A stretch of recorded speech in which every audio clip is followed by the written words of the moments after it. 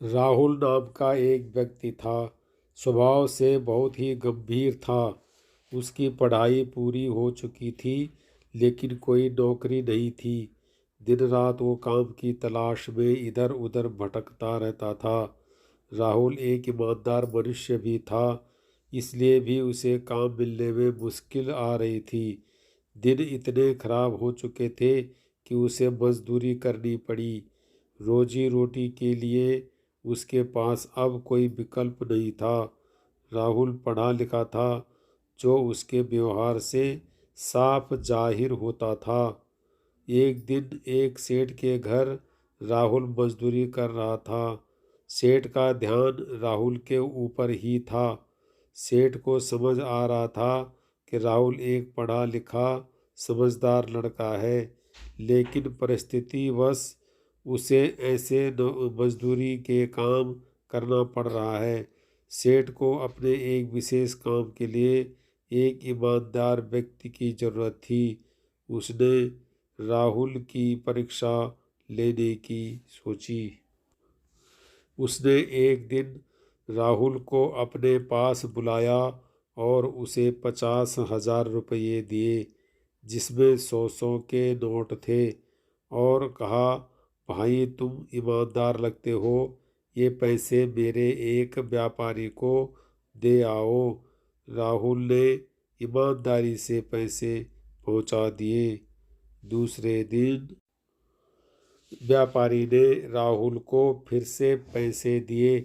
इस बार उसने राहुल को बिना गिने पैसे दिए, कहा, खुद ही गिन लो और व्यापारी को दे आओ। राहुल ने ईमानदारी से काम किया। सेठ पहले से ही गले में पैसे गिनकर रखता था, पर वो राहुल की ईमानदारी की परीक्षा लेना चाहता था। रोज वो सेठ उसे पैसे देने भेजता था।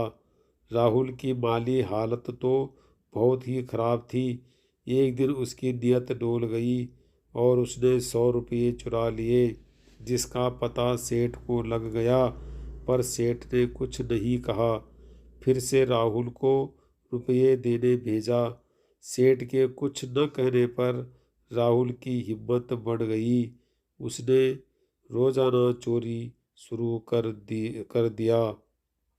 सेठ को उम्मीद थी कि राहुल उसे सच बोलेगा, लेकिन राहुल ने नहीं बोला। एक दिन सेठ ने राहुल को काम से निकाल दिया। वास्तव में सेठ अपने जीवन का एक सहारा ढूंढ रहा था। उसकी कोई संतान नहीं थी। राहुल को भोला भाला जानकर उसने उसकी परीक्षा लेने की सोची थी। अगर राहुल सच बोलता तो सेठ उसे अपनी दुकान सौंप देता। जब राहुल को इस बात का पता चला तो उसे बहुत दुख हुआ, और उसने स्वीकारा कि कैसी भी परिस्थिति हो, ईमानदारी ही सर्वोच्च नीति है होती है। Honesty is the best policy. दोस्तों, कैसा भी मुकाम आए, व्यक्ति को ईमानदारी का साथ नहीं छोड़ना चाहिए। ईमानदारी जीवन की वो कमाई है जो मुश्किल है, लेकिन कभी गलत अंत नहीं देती।